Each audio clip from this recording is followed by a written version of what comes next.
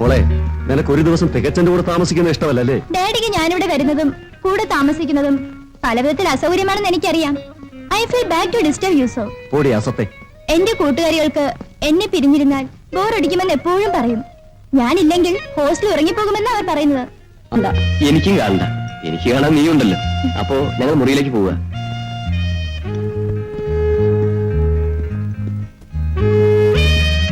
പിന്നെ ഞാൻ പറഞ്ഞ പോലെ ഒന്ന് വേഗം ശരിയാക്കി എടുക്ക്. നീ കിടന്ന് പിടയ്ക്കാതെ ആദ്യം ഒന്ന് മെരിക്കെടുക്കട്ടെ. അത് നിന്റെ കയ്യിലോട്ടിട്ട് വരാം. രാജു ഇവിടെ. അവൻ ആ മുറിയുടെ വാതിക്കെ മാറാതെ വെറുകനെ പോലെ നടക്കുക. അവർക്ക് സംശയം ഒന്നും ഒന്നാ കളയാതെ കേട്ടോ. നീ വേണ്ടില്ലേ? ആ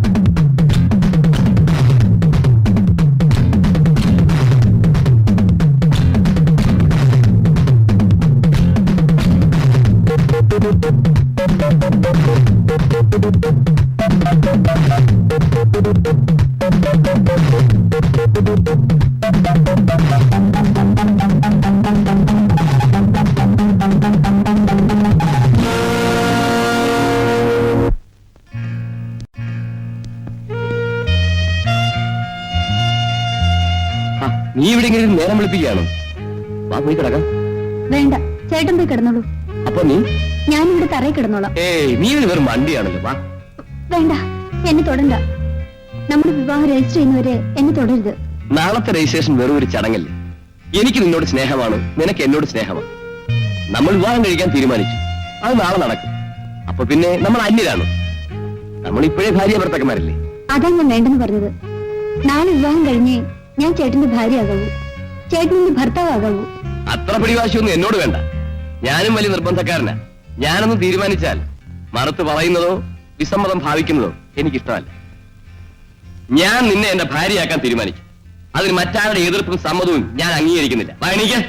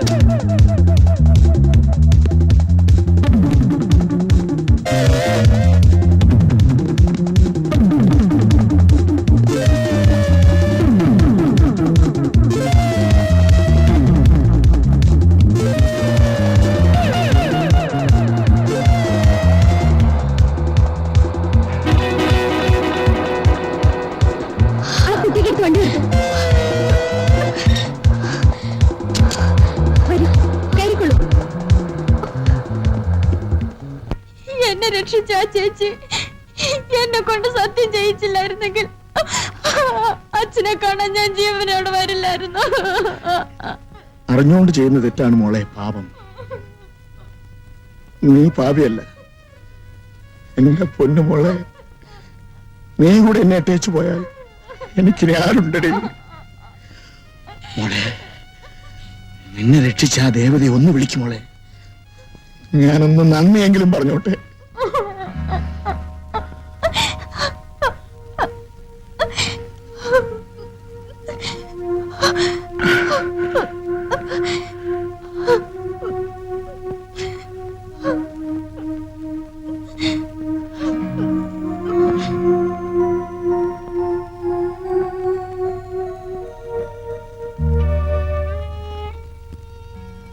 രാധമ്മയോ? അതെ, ഞാൻ തന്നെ. കുഞ്ഞെ, ഞാൻ നിന്നോടും നിന്റെ കുടുംബത്തോടും ചെയ്തിട്ടുള്ള മഹാപാപങ്ങളും ദ്രോഹങ്ങളും ഓർക്കുമ്പോ എന്റെ ദൈവമേ, എന്റെ പാപങ്ങളുടെ ഫലം ഞാൻ എണ്ണി അനുഭവിക്കുകയാണ് കുഞ്ഞെ. ഒരു വശമാകെ തളർന്ന് നരകദുരിതം അനുഭവിക്കുകയാണ് മോളെ. ആശ്രയം ഇവളാണ്. ഇവൾക്ക് ഇങ്ങനെയും. നിങ്ങൾ എന്നെ കൊണ്ടുവിട്ട അതേ സ്ഥലത്ത് എനിക്ക് ഇവളെ കൊണ്ടുവിടാമായിരുന്നു. ഞാനത് ചെയ്തില്ല. നിങ്ങൾ ചെയ്ത ദ്രോഹത്തിന് ഈ പെൺകുട്ടി എന്ത് പിഴച്ചു? അച്ഛനമ്മമാർ ചെയ്യുന്ന പാപം മക്കളുടെ തലയിൽ വീഴുന്നു പറയുന്നത് ശരിയാണ് മോളെ. ഇല്ലെങ്കിൽ ഇവർക്ക് ഈ ചതി പറ്റണോ? ഇവൾക്ക് പറ്റിയ അബദ്ധം നമ്മൾ മാത്രമേ അറിഞ്ഞിട്ടുള്ളൂ. മറ്റാരെയും അറിയിക്കാതെ ഇവൾക്കൊരു ജീവിതം കൊടുക്കാൻ സാധിക്കുമെങ്കിൽ അതിന് ശ്രമിക്കൂ. പറ്റുന്നില്ലെങ്കിൽ വിധി എന്നോർത്ത് സമാധാനിക്കൂ. അവളെയെങ്കിലും നഷ്ടപ്പെടാതെ നോക്കുന്നത് ഇനിയുള്ള കാലം നിങ്ങൾക്ക് ആവശ്യമാണ്.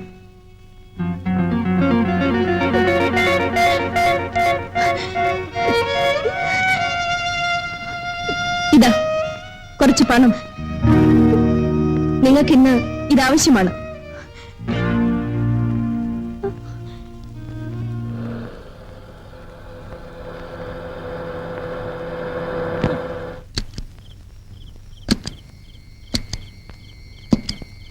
നമസ്കാരം.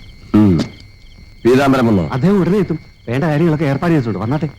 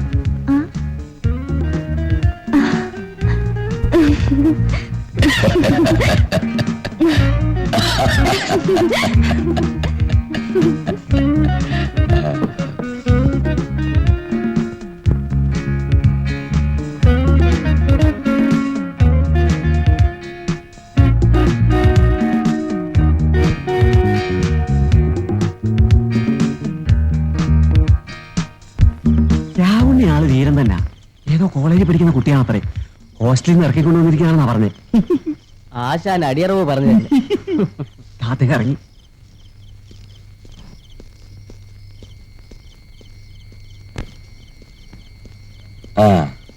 മിസ്റ്റർ പീതാംബരന്റെ ഏർപ്പാടുകളെല്ലാം ഭംഗിയായി. ഞാൻ നിൽക്കുന്നില്ല, ഇന്ന് തന്നെ അങ്ങ് എത്തണം. അപ്പൊ നാളെ ഞാൻ വന്ന് കാണാം. ആയിക്കോട്ടെ. മിസ്റ്റർ പീതാംബരൻ, ആ കുട്ടിക്ക് ഇന്ന് എന്നെ ഹോസ്റ്റലിൽ പോകാൻ പറ്റില്ലെന്നാ പറയുന്നത്. നാളെ വിട്ടാ മതി. അതൊക്കെ ഞാൻ നോക്കിക്കോളാം. ആശാൻ പോണം.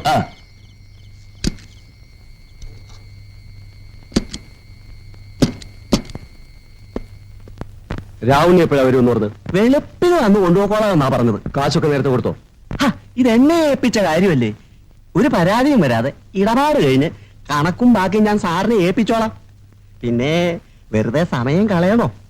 നീ എന്നെ ചീത്തയാക്കി അടങ്ങും. ഏതായാലും സാറ് കാശ് മുടക്കിയതാ. വെളുക്കുന്നത് വരെ സമയമുണ്ട്. പാർട്ടി പുതിയതാ, ഇതുവരെ നമ്മുടെ ലിസ്റ്റിൽ വന്നിട്ടുമില്ല. ഓഹോ, അങ്ങനെ ഒരു സംഗതി ഉണ്ടല്ലോ. ശരി.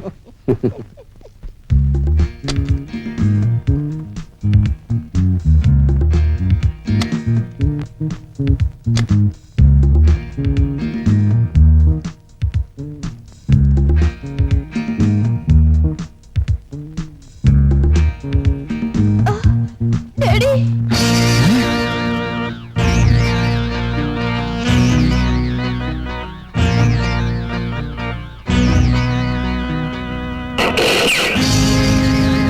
ആശാൻ ഇടപെട്ടില്ലെങ്കിൽ ഉദ്യോഗസ്ഥന്മാരുടെ ലേടാവോട് ഒപ്പി കൊടുക്കേണ്ടതും കാണേണ്ടതും ഒക്കെ ഞാൻ ഏറ്റു.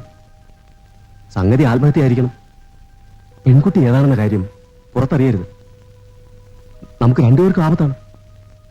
ശരി, അതെ ശരി, ഞാൻ പിന്നെ വിളിക്കാം.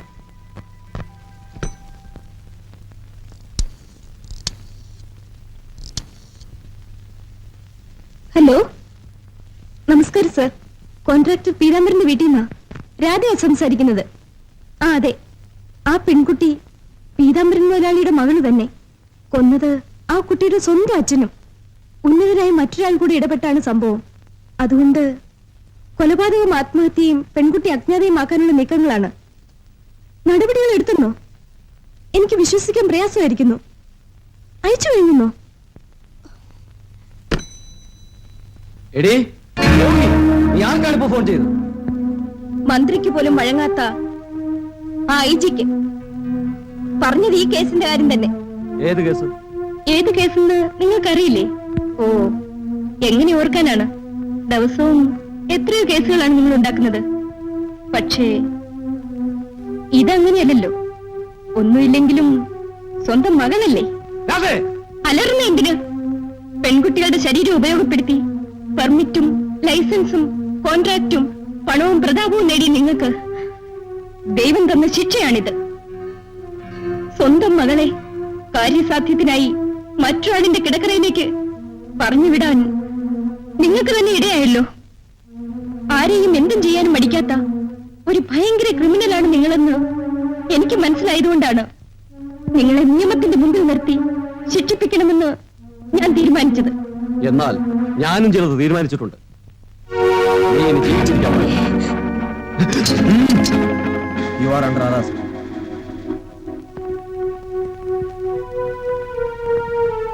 രാധയെ കണ്ട് മാപ്പ് പറയാൻ എനിക്കിതുവരെ സാധിച്ചില്ല. ഞാൻ രാധയോട് പൊറുക്കാനാകാത്ത അപരാധം ചെയ്തിട്ടുണ്ട്. അതിന്റെ ദൈവശിക്ഷ എന്നോണം എന്റെ പേരിൽ സസ്പെൻഷനും അന്വേഷണവും വന്നു. അതെന്റെ കണ്ണ് തുറന്നു. ഞാൻ മനം നൊന്ത് ഈശ്വരനോട് മാപ്പിനപേക്ഷിച്ചു. ഉദ്യോഗത്തിൽ തിരിച്ചു കയറിയപ്പോൾ നീ പറഞ്ഞ വാക്കുകളാണ് എന്റെ ഓർമ്മയിൽ മാറാതെ നിന്നത്. സാധുക്കളെ രക്ഷിക്കേണ്ട നിങ്ങളാണോ എന്ന് നീ അന്ന് കരഞ്ഞു പറഞ്ഞ വാക്കുകൾ ഇന്നും എന്റെ ഓർമ്മയിലുണ്ട്. പിന്നെ അതാണ് ഇന്നുവരെ എന്നെ നയിക്കുന്നത്. നീ എനിക്ക് മാപ്പ് തരും. നടക്ക. എന്തോ തെറ്റിദ്ധാരണയുടെ പുറത്താണ് സാർ വന്നതെന്ന് തോന്നുന്നു. മേലുദ്യോഗസ്ഥന്മാരോട് സംസാരിക്കണമെങ്കിൽ ഇവിടുന്ന് ഫോൺ ചെയ്യാം. എനിക്കിപ്പോ ആരോടും ഒന്നും ചോദിക്കേണ്ട ആവശ്യമില്ല. തന്റെ സ്വാധീനത്തിനും പണത്തിനും അപ്പുറത്ത് ഒരു ശക്തിയുള്ള കാര്യം മറക്കരുത്. ആ TV വാച്ചറെയും പെൺകുട്ടിയെയും കൊണ്ടുവന്ന ബ്രോക്കറെ കസ്റ്റഡിയിലെടുത്ത് ചോദ്യം ചെയ്തതിന് ശേഷമാണ് തന്നെ ഞാൻ അറസ്റ്റ് ചെയ്യാൻ വന്നത്. നിയമം അനുവദിക്കുന്ന എല്ലാ നടപടികളും നിങ്ങൾക്ക് സ്വീകരിക്കാം. അത് പിന്നെ now you are under arrest. നടക്ക്.